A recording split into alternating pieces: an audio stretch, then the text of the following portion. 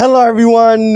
Welcome to Barca News. It is August 31st, 2025, and Barcelona have completed another registration. Also, the club are currently eyeing a Costa Rican player. And finally, Chelsea making an insulting offer for Fermin Lopez. We have a lot to discuss, so let's begin.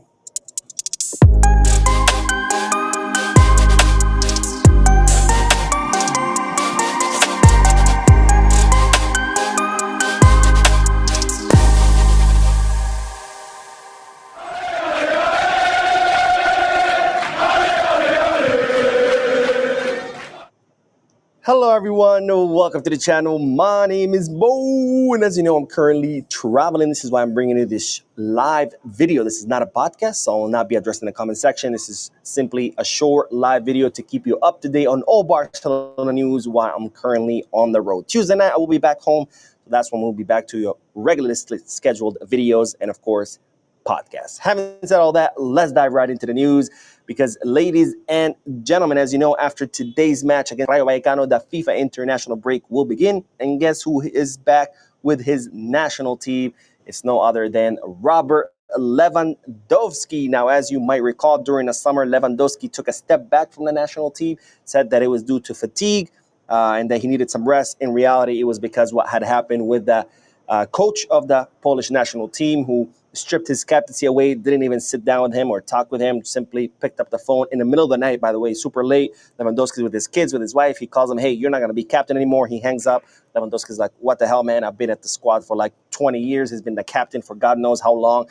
And he can't even like at least meet face to face with him. So that did not sit well with Lewandowski. So he decided to step away from the national team. Of course, big drama ensued. The public were super angry. The federation was super angry. Eventually led to Poland's coach to step down. A new one was assigned, and now it looks like the bridge has been mended, and now Lewandowski has been called up once again with the Polish national team, and he has recovered his captaincy. So it just goes to show the power some of these players have, because Lewandowski pretty much caused the firing of the Polish coach.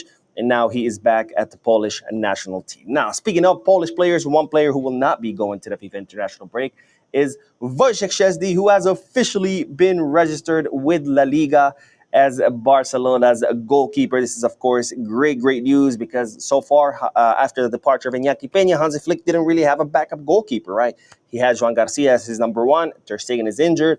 Sure, Diego Cochen is there, but Diego Cochen has never even played with the first team, so he technically did not have a suitable backup goalkeeper. But now Iñaki Peña has been registered, so now it will be Joan Garcia and Iñaki Peña as our two goalkeepers. Now, the registration of Iñaki Peña is, sorry, not Iñaki Peña, Wojciech Szczesny, is thanks to the departure of Iñaki Peña. As you know, Iñaki Peña has left to Elche on loan. He also extended his contract with the club until 2029. That allowed the club to divide the remaining wages over more years, so clearing up financial fair play space on the wage bill. Of course, Oriol Romeo, his contract was rescinded. He has left as a free agent. That also cleared some space on the wage bill. And then, of course, there is Jean Virgili, who might have not cleared a lot of space on the wage bill because his wages were tiny. But, of course, Barcelona did make 3.5 million euros, which also goes towards the financial fair play. So all those three together, all those three departures together, cleared enough space on the wage bill for Barcelona to register Wojciech Szczesny, who's now will be, of course, Barcelona's backup, and he will be available for today's match against Rayo Vallecano. So that's 4 out of 5 players registered: Joan Garcia, Marcus Rashford, Gerard Martin, and now Wojciech Szczesny. And, of course, the remaining player is Rooney Bardghji, who Barcelona have until tonight at midnight to register him. Otherwise, he could miss the entire first half of the season. So I'll be keeping my eye out on the registration of Rooney Bardghji, and if it happens, of course, I will be here to tell you all about it. Now, on to that next bit of news, because, ladies and gentlemen, there was a player who did not participate in yesterday's training, and no, it wasn't just Gabi, who, as we've talked about, was injured, but it was Hector Ford. Hector Ford was not seen training yesterday with the team. Yesterday, the team trained for the last time before today's match against Rayo Vallecano. Hector Ford was not present. So it looks like Hector Ford is getting ready to leave. As you know, Mallorca are incredibly interested in Hector Ford. They met with the club for 2.5 hours to discuss Jean Virgili, who ended up leaving to Mallorca, Dani Rodriguez, and Hector Ford.